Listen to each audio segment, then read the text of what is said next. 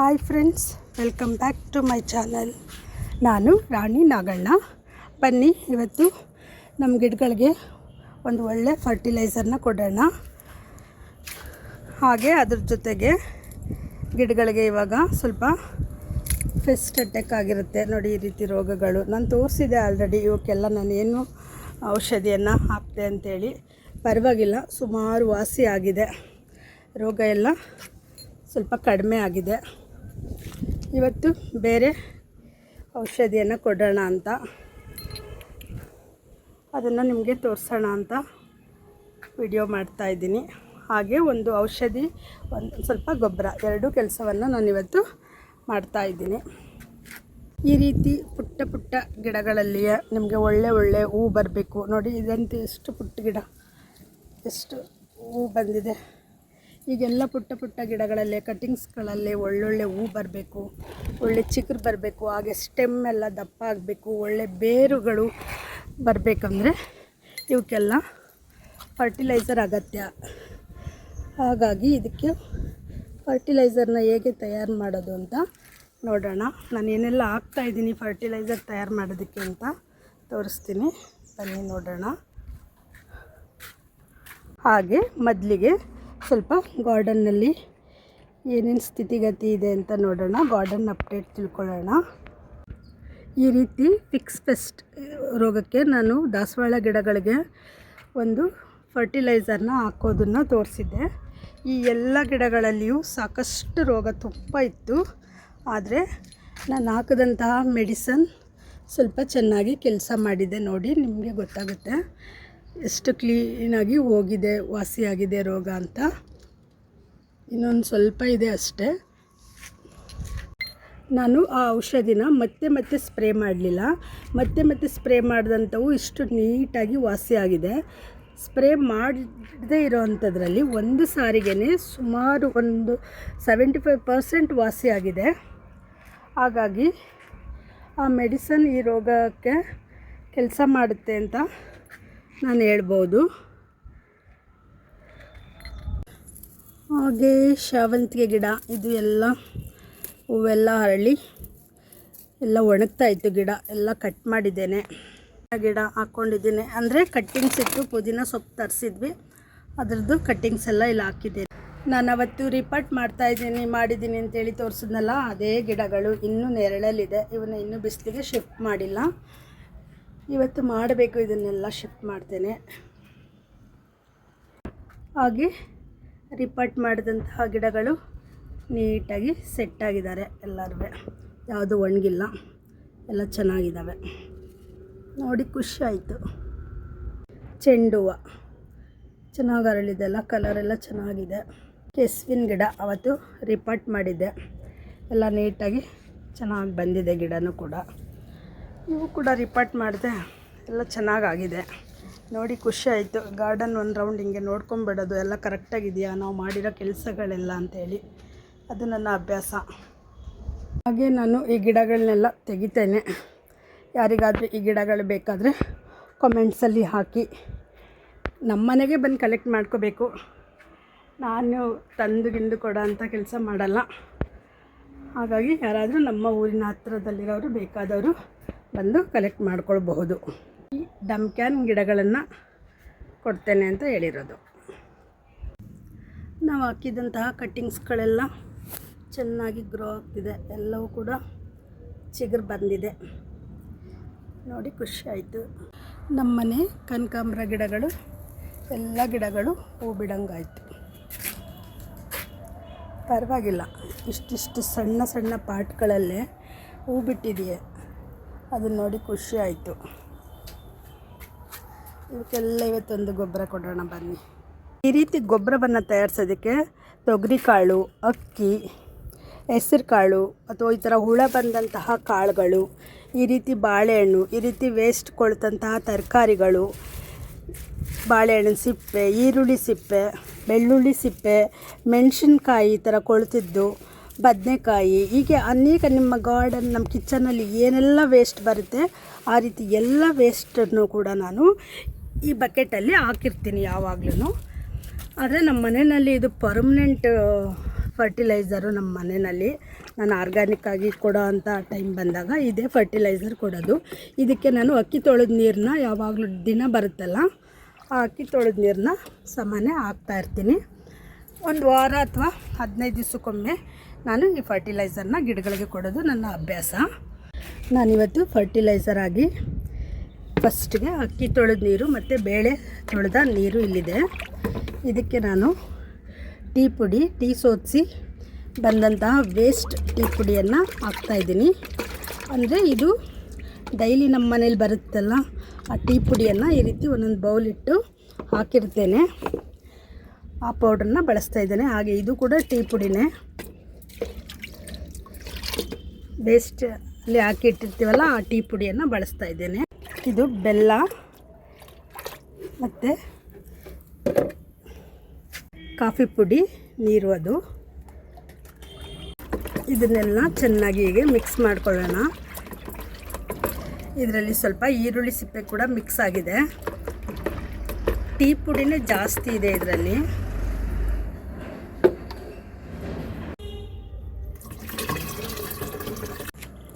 ಈ ಫರ್ಟಿಲೈಸರ್ಗೆ ಸ್ವಲ್ಪ ನೀರನ್ನ ಜಾಸ್ತಿ ಮಾಡಿ ನಾನು ಸಕ್ಯುಲೆಂಟ್ಸ್ ಗಿಡಗಳಿಗೆ ಕೊಡ್ತಾಯಿದ್ದೀನಿ. ಸಕ್ಯುಲೆಂಟ್ಸ್ಗಳಿಗೆ ಸ್ವಲ್ಪ ನೀರು ಜಾಸ್ತಿ ಇಟ್ಕೊತೀನಿ. ಹೂ ಬಿಡೋ ಗಿಡಗಳಿಗೆ ಸ್ವಲ್ಪ ಗಟ್ಟಿಯಾಗಿ ಕೊಡ್ತೇನೆ. ಅಂದರೆ ಫರ್ಟಿಲೈಸರ್ ಜಾಸ್ತಿ ಇರೋ ಥರ ನೋಡ್ಕೊತೇನೆ. ಇವಕ್ಕೆಲ್ಲ ಸ್ವಲ್ಪ ಫರ್ಟಿಲೈಸರ್ ಕಡಿಮೆ ಇರೋವಂತೆ ಮಾಡಿ ನೀರನ್ನ ಜಾಸ್ತಿ ಹಾಕಿ ಕೊಡ್ತೇನೆ. ಕೊಡ್ತೇವೆ ಅಂತ ಗೊತ್ತಿರೋದ್ರಿಂದ ನಾವು ಈ ಗಿಡಗಳಿಗೆ ನೀರು ಹಾಕಿಲ್ಲ ಬೆಳಗ್ಗೆಯಿಂದ. ಫರ್ಟಿಲೈಸರ್ ಕೊಡಬೇಕಾದ್ರೆ ಮೊದಲಾಗಿ ನಾವು ಯಾವ ಗಿಡಗಳಿಗೂ ಬೆಳಗ್ಗೆ ಎಲ್ಲ ನೀರು ಹಾಕಿರಬಾರ್ದು. ಆದಷ್ಟು ಪಾಟ್ಗಳು ಡ್ರೈ ಆಗಿರುವಂತೆ ನೋಡ್ಕೊಳ್ಬೇಕು. ಆಗ ನಾವು ಕೊಟ್ಟಂತಹ ಫರ್ಟಿಲೈಸರು ಡೈರೆಕ್ಟಾಗಿ ಬೇರುಗಳನ್ನು ತಲುಪುತ್ತೆ. ಕೆಲವೊಂದು ಗಿಡಗಳಿಗಂತೂ ಈ ಆರ್ಗ್ಯಾನಿಕ್ ಫರ್ಟಿಲೈಸರ್ ತುಂಬ ಸೂಪರಾಗಿ ಕೆಲಸ ಮಾಡ್ತವೆ. ದಾಸವಾಳ ಗಿಡಗಳಿರ್ಬೋದು, ಹೂ ಬಿಡೋ ಗಿಡ ಇರ್ಬೋದು, ಅಗ್ಲೋನಿಮಾ ಇರ್ಬೋದು, ಹಾಗೆ ರಬ್ಬರ್ ಪ್ಲ್ಯಾಂಟ್, ಇವಕ್ಕೆಲ್ಲ ತುಂಬ ಚೆನ್ನಾಗಿ ಕೆಲಸ ಮಾಡ್ತದೆ ಈ ಫರ್ಟಿಲೈಸರು. ದಾಸವಾಳ ಗಿಡಗಳಿಗಂತೂ ತುಂಬ ಚೆನ್ನಾಗಿ ಮೊಗ್ಗು ಎಲ್ಲ ಬರಬೇಕಂದ್ರೆ ಈ ಫರ್ಟಿಲೈಸರು ನಾವು 15 ದಿವಸಕ್ಕೊಂದ್ಸರಿ ಹಾಕಲೇಬೇಕು. ಆಗಲೇ ನಾವು ಇಷ್ಟು ಒಳ್ಳೆ ರಿಸಲ್ಟ್ನ ಗಿಡದಲ್ಲಿ ಪಡ್ಕೊಳ್ಳೋದಕ್ಕಾಗೋದು. ಆಮೇಲೆ ಹೂ ಬಿಡೋ ಗಿಡ ಆಗಿರೋದ್ರಿಂದ ದಾಸವಾಳ ಗಿಡ ತುಂಬ ಹೆವಿ ಫೀಡಿಂಗ್ ಪ್ಲ್ಯಾಂಟ್ ಇದು, ತುಂಬ ಊಟ ತಿಂಡಿಯನ್ನು ಕೇಳುತ್ತೆ. ಹಾಗೆ ಇದಕ್ಕೆ ಥರವಾದಂತಹ ಊಟ ತಿಂಡಿನ ನಾವು ಕೊಡಬೇಕು ಯಾವಾಗಲೂ. ಆಗ ಮಾತ್ರ ದಾಸವಾಳ ಗಿಡಗಳಲ್ಲಿ ಒಳ್ಳೆ ಹೂವನ್ನು ನಿರೀಕ್ಷೆ ಮಾಡ್ಬೋದು. ದಾಸವಾಳ ಗಿಡ ಹಾಕೋದಲ್ಲ ದೊಡ್ಡ ವಿಷಯ, ಅದನ್ನು ಮೇಂಟೈನ್ ಮಾಡೋದು, ಅದಕ್ಕೆ ಬೇಕಾದಂಥ ಪೋಷಕಾಂಶಗಳನ್ನ ಒದಗಿಸಿ ಅದರಲ್ಲಿ ಹೂವನ್ನು ಪಡೆಯೋದಿದೆಯಲ್ಲ, ಅದು ತುಂಬ ಇಂಪಾರ್ಟೆಂಟ್ ವಿಚಾರವಾಗಿರುತ್ತೆ. ಚಿಕ್ಕ ಗಿಡಗಳಲ್ಲಿ ಮತ್ತು ಕನಕಾಂಬರ ಗಿಡಗಳಲ್ಲಿ ಇಷ್ಟು ಚಿಕ್ಕದ್ರಲ್ಲೇ ಹೂವು ಬಂದಿದೆ ಅಂದರೆ ನಾವು ಹಾಕೋ ಫರ್ಟಿಲೈಸರ್ಗಳು ಕರೆಕ್ಟಾಗಿ ಕೆಲಸ ಮಾಡ್ತಿದೆ ಅಂತ ಅರ್ಥ. ಹಾಗಾಗಿ ಈ ಫರ್ಟಿಲೈಸರ್ಗಳನ್ನ ನಾನು 15 ದಿವಸಕ್ಕೊಮ್ಮೆ, ಇದೊಂದು ಒಂದೇ ಅಲ್ಲ, ಬೇರೆ ಬೇರೆ ರೀತಿಯ ಫರ್ಟಿಲೈಸರ್ ನಮ್ಗೆ ಯಾವಾಗ ಏನು ಅವೈಲೇಬಲ್ ಇರುತ್ತೆ. ಒಂದು ಸರಿ ಟೀ ಪುಡಿ ಜಾಸ್ತಿ ಇರುತ್ತೆ, ಒಂದು ಸರಿ ಕಾಫಿ ಪುಡಿ ಜಾಸ್ತಿ ಇರುತ್ತೆ.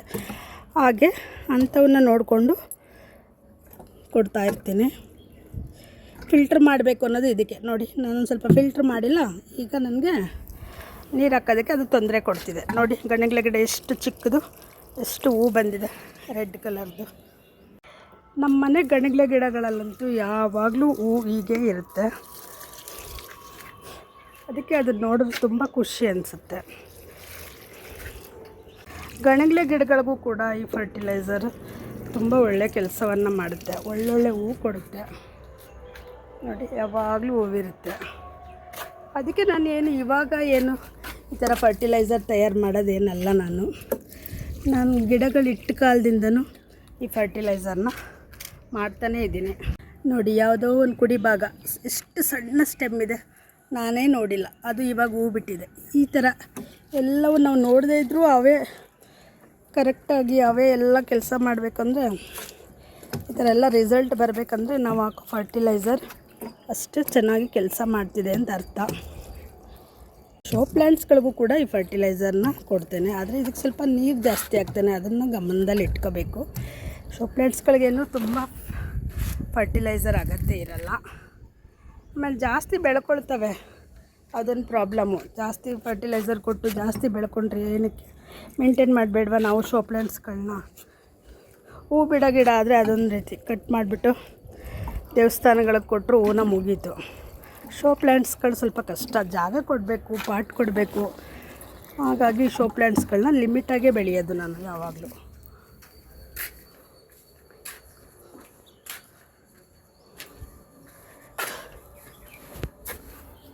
ಹಾಗೆ ಈ ರೀತಿ ಕಟ್ಟಿಂಗ್ಸ್ ಹಾಕಿರ್ತೀವಲ್ಲ, ಇಂಥ ಗಿಡಗಳಿಗೂ ಕೂಡ ಈ ರೀತಿ ಫರ್ಟಿಲೈಸರ್ನ ಕೊಡೋದ್ರಿಂದ ಬೇರುಗಳು ಭದ್ರವಾಗ್ತವೆ, ಕಾಂಡ ಬೇರು ಎಲ್ಲ ಚೆನ್ನಾಗಾಗೋದಕ್ಕೆ ಅನುಕೂಲ ಆಗುತ್ತೆ. ನೋಡಿ, ಒಂದು ಕಟ್ಟಿಂಗ್ಸು ಕೂಡ ನಂದು ವೇಸ್ಟ್ ಇಲ್ಲ. ನಾವು ಹಾಕಿದ ಎಲ್ಲ ಕಟ್ಟಿಂಗ್ಸ್ಗಳು ಬಂದಿದೆ. ಖುಷಿ ಅನಿಸುತ್ತೆ ಇವನ್ನೆಲ್ಲ ನೋಡ್ತಾ ಇದ್ದರೆ.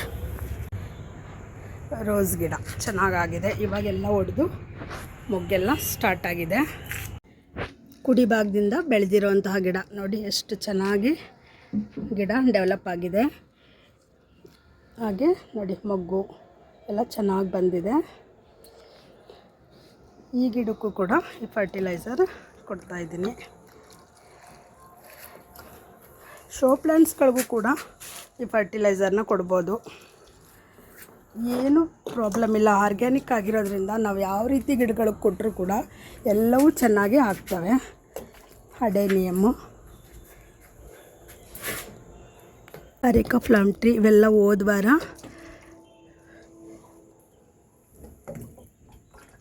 ರಿಪೋರ್ಟ್ ಮಾಡಿರೋಂತಹ ಗಿಡಗಳು, ಅವಕ್ಕೂ ಕೂಡ ಕೊಡ್ತಾಯಿದ್ದೀನಿ. ಜೆರೇನಿಯಮ್ಮು, ಕೆಸುವಿನ ಎಲೆ, ಹಾಗೆ ಪೀಸ್ ಲಿಲ್ಲಿ. ಸ್ನೇಕ್ ಪ್ಲ್ಯಾಂಟ್ಗಂತೂ ತುಂಬ ಇಷ್ಟ ಈ ಫರ್ಟಿಲೈಸರ್. ಬೇಗ ಹೊಸ ಬೇಬಿ ಪ್ಲ್ಯಾಂಟ್ಸ್ ಎಲ್ಲ ಬರ್ತವೆ ಈ ಫರ್ಟಿಲೈಸರ್ ಕೊಡೋದ್ರಿಂದ. ಎಲ್ಲ ರೀತಿಯ ಗಿಡಗಳಿಗೂ ಅತ್ಯುತ್ತಮವಾದಂತಹ ಪೋಷಕಾಂಶವನ್ನು ಹೊಂದಿದಂತಹ ಫರ್ಟಿಲೈಸರ್ ಇದಾಗಿರುತ್ತೆ. ಹಾಗಾಗಿ ಈ ಫರ್ಟಿಲೈಸರ್ನ ಆರಾಮಾಗಿ ಗಿಡಗಳಿಗೆ ಕೊಡ್ಬೋದು. ಆಲ್ಮೋಸ್ಟ್ ಎಲ್ಲ ಫರ್ಟಿಲೈಸರ್ ಲಿಕ್ವಿಡನ್ನು ಕೊಟ್ಟಾಯಿತು. ಈಗ ಮತ್ತೆ ಈ ಪಾಟ್ಗೆ ನಾವು ಉಳಿದಂತಹ ಫರ್ಟಿಲೈಸರ್ನ ಮತ್ತೆ ಮಾಡೋದಕ್ಕೋಸ್ಕರ ನೋಡಿ, ಉಳಿದಂತಹ ಲಾಸ್ಟಲ್ಲಿ ಬಂದಂತಹ ಈ ವೇಸ್ಟನ್ನು ಕೂಡ ಇಲ್ಲಿ ಹಾಕ್ತೇನೆ. ನೀರನ್ನು ಸೋಸ್ಕೊಳ್ಳೋಕ್ಕೋಸ್ಕರ ಒಂದು ಪಾಟನ್ನೇ ನಾನು ಬಳಸಿದ್ದೆ. ಹಾಗೆ ಇದು ಕಿಚನ್ ವೇಸ್ಟ್. ಆವಾಗಲೇ ತೋರಿಸಿದಂತಹ ಎಲ್ಲ ಇಂಗ್ರೀಡಿಯೆಂಟ್ಗಳು ನೋಡಿ ನಾನು ಇವಾಗ ಈಗೇನೆ, ಏಕೆ ರುಬ್ಬಿ ಆ ಥರ ಎಲ್ಲ ಹಾಕಿಲ್ಲ. ಯಾಕೆಂದರೆ ಇದು ನಿಧಾನಕ್ಕೆ ಕರಗಿ ನನಗೆ ಆವಾಗವಾಗ ಫರ್ಟಿಲೈಸರ್ ಕೊಡಬೇಕು. ಹಾಗಾಗಿ ನಾನು ಇವು ಯಾವನ್ನೂ ರುಬ್ಬಿಲ್ಲ, ಡೈರೆಕ್ಟಾಗಿ ಈಗೇನೆ ಹಾಕ್ತಾಯಿದ್ದೀನಿ. ಕಿತ್ತಳೆ ಹಣ್ಣು ಇರ್ಬೋದು, ಮೂಸಂಬೆ ಇರ್ಬೋದು, ಇವೆಲ್ಲವೂ ಆವಾಗವಾಗ ಕರಗಿ ನನಗೆ ಫರ್ಟಿಲೈಸರ್ ಆಗಿ ಬರುತ್ತೆ. ಬೇಳೆಕಾಳುಗಳು ಅಷ್ಟೇ, ಅದು ನೆನೆದು ಕರಗಿ ನನಗೆ ಒಳ್ಳೆ ಫರ್ಟಿಲೈಸರ್ ಆಗಿ ಸಿಗುತ್ತೆ. ಹಾಗಾಗಿ ಈ ರೀತಿ ಹಾಕಿ ಇದಕ್ಕೆ ನೀರನ್ನ ಆ್ಯಡ್ ಮಾಡಿ ನಾನು ಮುಚ್ಚಿಡ್ತೇನೆ. ಅದೆಲ್ಲವೂ ನೆನೆಯಷ್ಟು ನೀರನ್ನ ಆ್ಯಡ್ ಮಾಡಿ ಬಕೆಟನ್ನು ಮುಚ್ಚಳವನ್ನು ಮುಚ್ಚಿ ನೆರಳಿರೋ ಅಂಥ ಕಡೆ ಒಂದು 7 ಡೇಸ್ ಆದಮೇಲೆ ಇದನ್ನು ಫರ್ಟಿಲೈಸರ್ ಆಗಿ ನಾನು ಬಳಸ್ತೇನೆ. ಹಾಗೆ ದಾಸವಾಳ ಗಿಡಗಳಲ್ಲಿ ಇನ್ನೊಂದು ಸ್ವಲ್ಪ ರೋಗ ಇದೆ. ಹಾಗಾಗಿ ನಾನಿವತ್ತು ಶಾಂಪೂನ ಸೋಪ್ ವಾಟರ್ ಜೊತೆ ಮಿಕ್ಸ್ ಮಾಡಿ ಹಾಕ್ತಾಯಿದ್ದೀನಿ. ಸ್ಪ್ರೇ ಕೊಡ್ತಾಯಿದ್ದೀನಿ ಗಿಡಗಳಿಗೆ.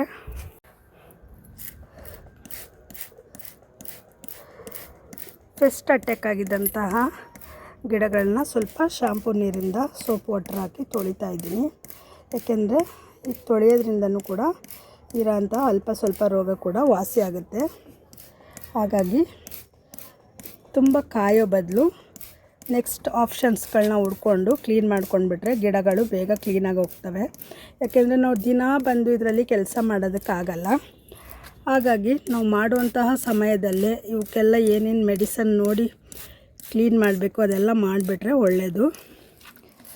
ನೋಡಿ, ನಾನು ಎಲ್ಲ ಸ್ವಲ್ಪ ಇದ್ದರೂ ಕೂಡ ತೊಳಿತಾ ಇದ್ದೀನಿ. ಆದರೆ ಕ್ಲೀನಾಗಿ ಹೋಗುತ್ತೆ.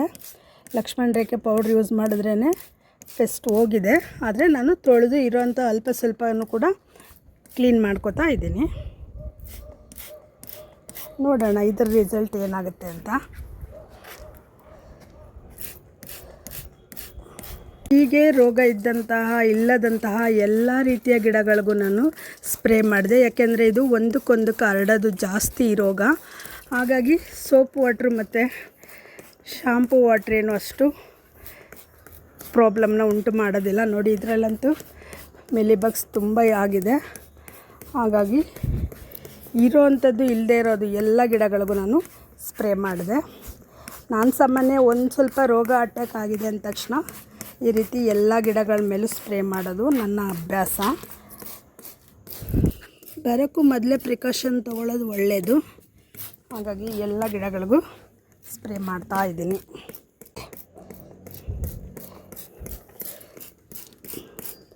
ಗಿಡದ ಪೂರ ಇದೆ ಇದರಲ್ಲಿ. ಎಲೆಗಳೇ ಒಣಗಿಸ್ಬಿಡ್ತವೆ ರೋಗ ಅಟ್ಯಾಕ್ ಆದಾಗ. ನೋಡಿ ಗಿಡಗಳೆಲ್ಲ ತುಂಬ ಡ್ರೈ ಆಗಿ ಹೋಗ್ತವೆ. ಗಾರ್ಡನ್ನಲ್ಲಿ ರೋಗ ಬಂದಿದೆ ಅಂದರೆ ಸಾಮಾನ್ಯವಾಗಿ ಒಂದು ರೋಗ ಎಲ್ಲ ಗಿಡಗಳಿಗೂ ಹರಡೋದು ಸರ್ವೇ ಸಾಮಾನ್ಯ. ಹಾಗಾಗಿ ನಾನು ಎಲ್ಲ ಗಿಡಗಳಿಗೂ ಇವತ್ತು ಶಾಂಪು ಮತ್ತು ಸೋಪ್ ವಾಟ್ರದ್ದು ಸ್ಪ್ರೇನ ಮಾಡ್ತಾಯಿದ್ದೀನಿ. ಗೊಬ್ಬರ ಎಲ್ಲ ಕೊಟ್ಟಾಯಿತು ಗಿಡಗಳಿಗೆ. ಕೊಟ್ಟಾದ ನಂತರ ಸ್ಪ್ರೇ ಮಾಡ್ತಾಯಿದ್ದೀನಿ. ಸ್ಪ್ರೇ ಮಾಡಿ ಇವತ್ತು ನನ್ನ ಗಾರ್ಡನ್ ಕೆಲಸನ ಇಲ್ಲಿಗೆ ಮುಗಿಸ್ತಾ ಇದ್ದೀನಿ. Thank you for watching. Video ಇಷ್ಟ ಆದರೆ ಲೈಕ್ ಮಾಡಿ, ಸಬ್ಸ್ಕ್ರೈಬ್ ಮಾಡಿಕೊಂಡು ವಿಡಿಯೋನ ನೋಡಿ. ವಿಡಿಯೋನ ಮತ್ತೆ ಅರ್ಥ ಆಗೋವರೆಗೂ ನೋಡಿ. ವಿಡಿಯೋನ ಒಂದೇ ಸಾರಿಗೆ ಫರ್ಟಿಲೈಸರ್ಗಳ ವಿವರ ಅರ್ಥ ಆಗಲ್ಲ. ನಾನು ಹಾಕೋಂಥ ಫರ್ಟಿಲೈಸರ್ ಒಳ್ಳೆ ಕೆಲಸ ಮಾಡೋದ್ರಿಂದನೇ ಗಿಡಗಳಲ್ಲಿ ಇಷ್ಟು ಒಳ್ಳೆ ಹೂವು ಮೊಗ್ಗು ಎಲ್ಲ ನೋಡೋದಕ್ಕೆ ಸಾಧ್ಯ, ಬೆಳವಣಿಗೆ ನೋಡೋದಕ್ಕೆ ಸಾಧ್ಯ ಅಂತ ಹೇಳ್ತಾ ವಿಡಿಯೋನ ಎಂಡ್ ಮಾಡ್ತಾಯಿದ್ದೀನಿ. Thank you for watching.